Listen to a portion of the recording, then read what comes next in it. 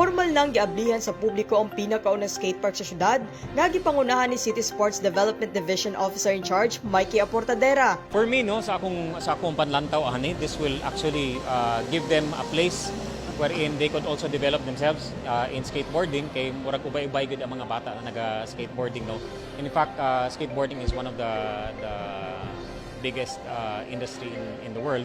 So sa karon, instead of seeing kaning mga bata na sa mga daplin sa dalan na maabtan og gabi na peligro pa kaayo, diri na lang sila at least secure silang tanan. Sumala ni Aportadera, tumong sa skatepark nga mas maengganyo pa ang mga kabataan nga mulambigid sa sports, ilabi na ngadto sa mga mahilig mag-skates.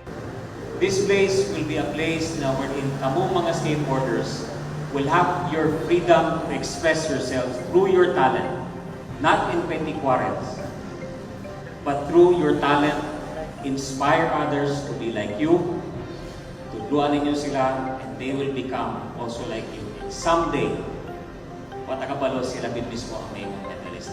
Aduna kini skate shop sa sulod ug comfort room nga magamit sa mga players. Arong mas luwas ang mga magduwa dinhi, adunay security personnel ug naka-standby na medic para sa mga hinahanglan og medical assistance. Dako ang kalipay sa mga skater nga si Joey Bitita ug Josh Neres tungod anaan ang dugay nilang gipaabot nga pasilidad para kanilang mahilig mag-skateboarding.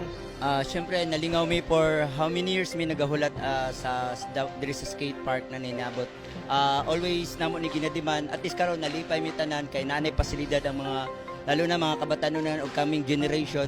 Sa mga level namo mga panahon dati wala yung skate park, at least karon niabot na jud sa mua, lipay kayo mi. Ivy Pearl Maranyon, Biyaheng to 30.